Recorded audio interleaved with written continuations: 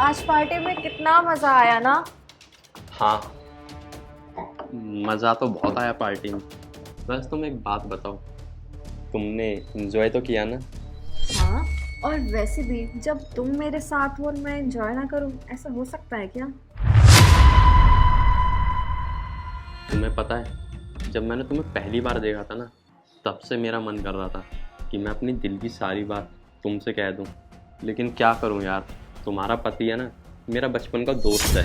कभी कभी तो मुझे उस बेचारे पे ना बहुत तरस आता है कि उसकी बीवी पे मेरा दिल आ गया। पर क्या ही करें, दिल है कि मानते ही नहीं है।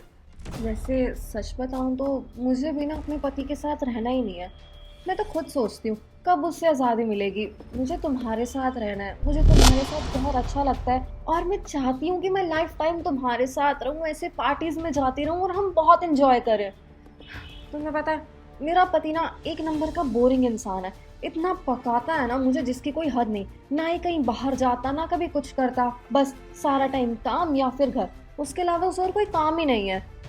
मैं तो खुद चाह रही हूँ कि बस जल्दी से जल्दी मेरा पति मुझसे अलग हो जाए। कोई बात नहीं, वैसे भी तुम्हारा पति तो 2 हफ्ते के लिए बाहर गया है ना, तो घर में कोई भी नहीं है।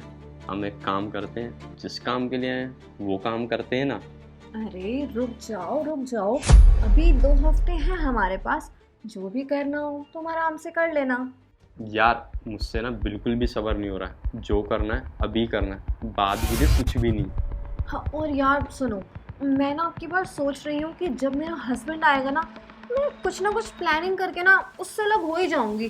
कुछ तो ऐसा बड़ा प्लान करूंगी जिसके बाद वो मुझे खुद ही छोड़ दे। क्या करूं यार, मेरा पति एक तो मुझसे प्यार इतना करता है, ऊपर से इतना अंधा भरोसा करता है, उससे कोई फर्क ही नहीं पड़ता। मैं बाहर जाऊं, घूमूं फिरूं, उसे होता है कि बस मैं अपनी लाइफ एंजॉय करूं। बेशक मैं तुम्हारे साथ जाती हूँ, मैं उसके भरोसे का इतना अंधा फायदा उठा रही हूँ जिसकी हद नहीं। पर वो है कि फिर भी कुछ रिएक्ट नहीं करता। मैं सोच रही हूँ कि अब की बार मैं कुछ ऐसा प्लान करूंगी ना, उसे किसी चीज़ में ऐसा फंसा दूंगी कि वो मुझे छोड़ने पे मजबूर हो जाए, और फिर उसके बाद मैं तुमसे शादी कर लूंगी।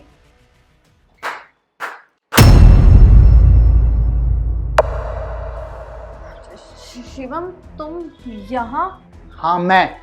क्यों घबरा गई, डर गई मुझे देखकर? नहीं नहीं, ऐसी कोई बात नहीं है।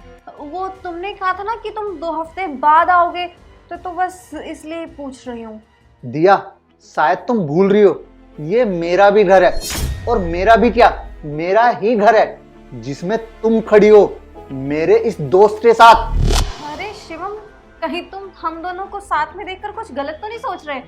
अरे तुम जैसा सोच रहे हो ना वैसा कुछ भी नहीं है। वो एक्चुअली क्या है ना, मुझे पहले से पता था कि तुम घर पे हो, तो मैंने और पारस ने डिसाइड किया कि हम तुम्हारे साथ मिलके ना प्रैंक करते हैं। क्यों, है ना पारस? तो बस इसलिए हम तुम्हारे साथ प्रैंक कर रहे थे। देखो ना, तुम उस प्रैंक में फंस गए। हाँ हाँ, मैं तो फंस गया। पागल ना किसी और को बनाना। चलो ये सब छोड़ो, तुम मुझे ये बताओ, तुम्हें कैसे पता चला कि मैं यहीं पर हूँ? शिवम, वो क्या है ना, हमने बाहर तेरी गाड़ी खड़ी हुई देखी तो हम समझ गए कि तू घर में ही होगा। तो बस इसलिए हम दोनों ने सोचा क्यों ना तेरे साथ एक प्रैंक किया जाए। और देखना, हम दोनों ने जैसा सोचा था बिल्कुल वैसा ही हुआ। तू हमारे प्रैंक में फंस गया और देख तुझे कितना गुस्सा भी आ गया। ये कहानी ना किसी और को सुनाना, और ना मैं कोई छोटा बच्चा हूँ जिसे तुम अपनी बातों में फुसला लो रे। और ना मेरे अंदर दिमाग की इतनी कमी है कि जैसा तुम कहते रहो रे मैं मान लूंगा। पागल नहीं हूं मैं। तेरी भाभी ने ना तुझे सब कुछ बताया, लेकिन एक बात बताना भूल गई। मैं ऑफिस कभी भी ना अपनी गाड़ी लेके नहीं जाता, मुझे ऑफिस की कैब लेने आती है। उस कैब में जाता हूँ मैं ऑफिस, और वही कैब मुझे वापस छोड़ने भी आती है। वो तो अच्छा हुआ कि मेरी मीटिंग कैंसिल हो रही। मैंने सोचा घर जाकर तुझे सरप्राइज दूंगा, लेकिन यहाँ के तो दिया ने मुझे कुछ और ही सरप्राइज दे दिया। मेरी पीठ पीछे मेरे ही दोस्त के साथ ये सब। छी। देखो शिवम, मेरी बात सुनो। तुम क्या सोच रहे हो? तुम्हें पता भी है कि तुम अपनी बीवी पे शक कर रहे हो, अपने बचपन के दोस्त पे शक कर रहे हो। ऐसा कुछ नहीं है जैसे तुम सोच रहे हो, समझो मेरी बात को। हाँ, मैं अपनी बीवी और अपने दोस्त के ऊपर शक कर रहा हूँ, क्योंकि मेरा शक ना यकीन में बदल चुका है। मुझे तुमसे ये उम्मीद नहीं थी कि तुम्हारी इतनी इज्जत करने के बावजूद, इतनी परवाह करने के बावजूद तुम किसी और के साथ बाहर जाकर मुंह मारोगी। अरे बाहर तो छोड़ो, तुमने तो मेरा ही दोस्त चुन लिया। अरे कम से कम किसी और के साथ मुंह मार रही होती तो मुझे ये तो लगता कि बाहर हो, पर तूने तो मेरे दोस्त को ही चुन लिया। और तुझे जरा भी शर्म नहीं आई मेरी बीवी के साथ ये सब हरकत करते हुए? तूने हमारी दोस्ती के बारे में एक बार भी नहीं सोचा। भगवान तुझ जैसा दोस्त किसी को भी ना दे, और तुझ जैसी बीवी 7 जन्मों तक भी किसी को ना दे। तुमने मेरे साथ जो किया है ना, वो बिल्कुल गलत किया है, बल्कि इतना गलत किया है कि मैं किसी को बता भी नहीं सकता। मुझे तुमसे ये उम्मीद बिल्कुल भी नहीं थी दिया।